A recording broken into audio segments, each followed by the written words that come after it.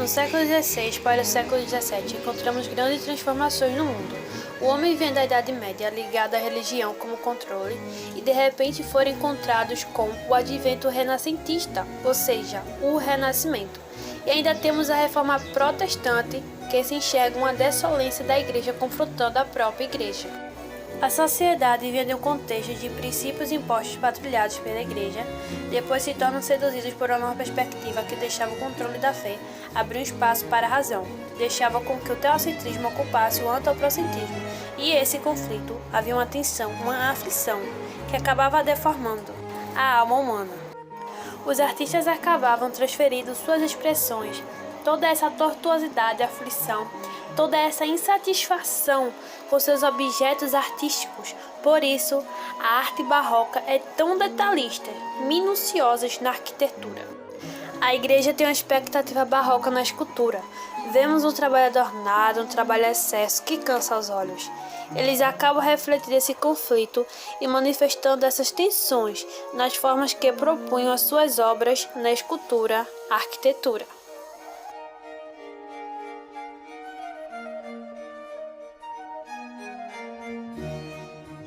O barroco é uma escola artística que se teve versões em todas as linhas ao longo do tempo. A literatura ocorreu a contraste de linguagem, que é o paradoxo, antítese, ou seja, um culto ao contraste. A alma do homem do artista está recheada de aflição, vivendo pela fé e razão, gritando pela Idade Média e pela razão gritada pelo Renascimento. Ao mesmo tempo, esse homem vê a igreja questionada pela reforma. É um momento de grandes transformações que acometem o homem no passo de avançar historicamente a uma nova etapa. E por isso, a arte barroca se revela com a leitura integrante de toda a aflição humana. Mesmo presente no território brasileiro, a expressão do barroco aqui não foi tão intensa. Grande parte disso se deve ao fato de que no século XVII o Brasil tinha sido descoberto há pouco tempo. Portanto, ainda não tinha veias culturais e artísticas fortalecidas. Aqui, o marco inicial do barroco é o poema Prosopopeia, escrito por Bento Teixeira em 1601. Cantem poetas o poder romano, submetendo nações ao jugo duro. O mantuano pinte o rei troiano, descendo a confusão do reino escuro, que eu canto Albuquerque soberano, da fé, da cara pátria firme muro, cujo valor e ser, que o céu lhe inspira, pode estancar a lace grega lira. As aldélficas irmãs chamar não quero, que tal invocação é vão estudo, aquele chama o sol de quem espero, a vida que se espera em fim de tudo. Ele fará meu verso tão sincero, quanto fora sem ele tosco e rudo. Por que razão negar não deve o menos, quem deu mais a misérios terrenos. E vós, sublime Jorge, em quem se esmalta estipe de Albuquerque excelente, e cujo eco da fama corre e salta do carro glacial à zona ardente, suspendei por agora a mente alta dos casos vários da lindeza agente, e vereis vosso irmão e vosso supremo no valor abater, querino e remo.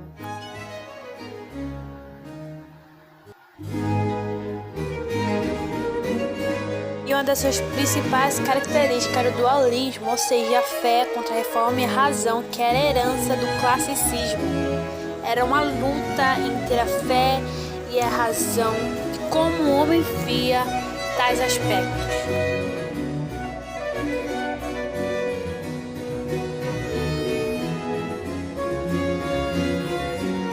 O barroco é a arte da dúvida, de antítese e da contradição.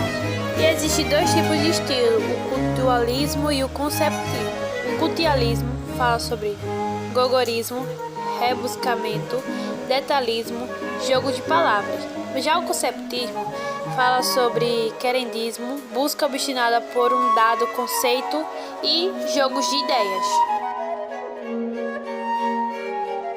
No Brasil, além da Bahia, o barroco também teve um grande destaque em Minas Gerais, particularmente no período que ficou conhecido como o Século do Ouro, quando a principal atividade econômica do estado era o garimpo nas zonas auríferas.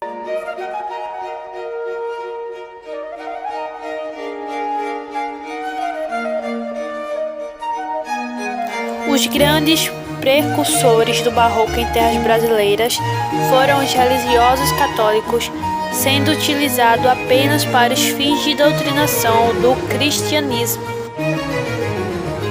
O Padre Antônio Vieira é o nome do maior destaque, fazendo com que o estilo se tornasse conhecido, em função de seus sermões e poesias.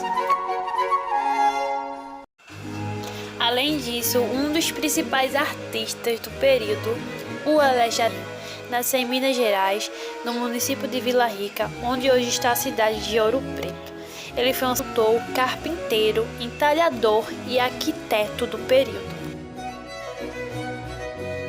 No século XVIII, foi introduzido no Brasil pelos portugueses e conquistou grande importância em Minas Gerais.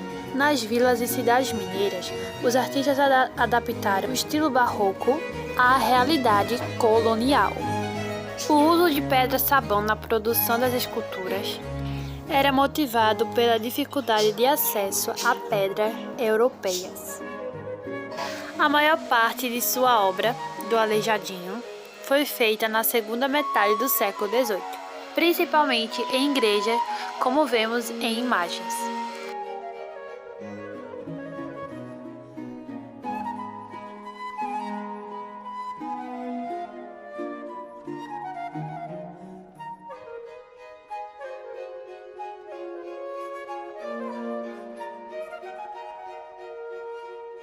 E agora veremos um dos principais autores da arte barroca.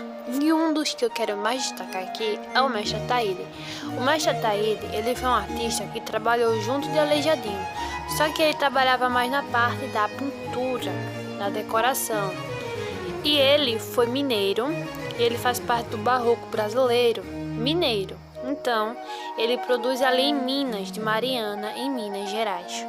E junto de Aleijadinho, ele construiu igrejas.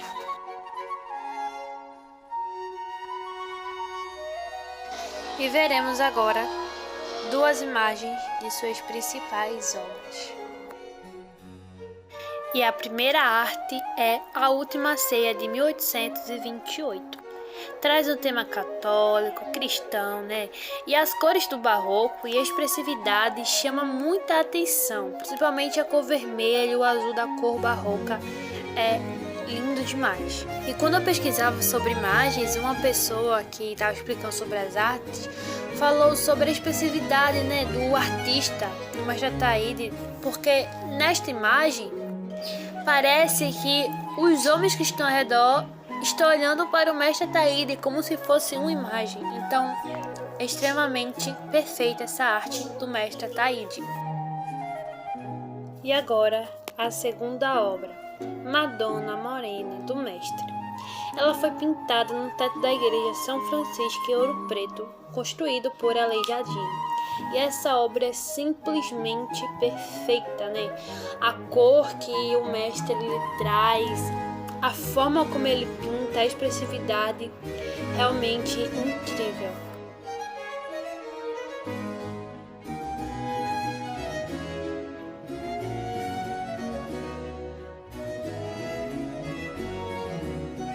Segundo artista da arte barroca. Este que vemos na imagem é o José Joaquim da Rocha.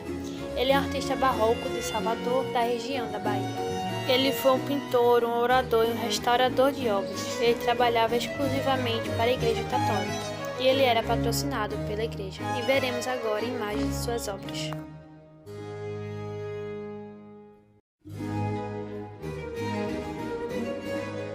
E por último, o autor, artista Aleijadinho.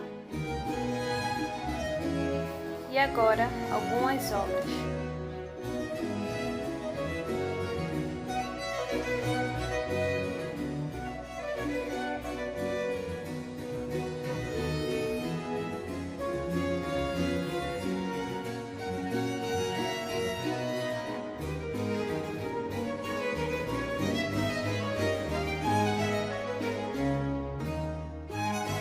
Olá, professora Alana, aqui quem fala é Beatriz Vitória, a sua aluna do primeiro ano B, e essa foi a minha explicação, meu trabalho sobre a arte do barroco no Brasil.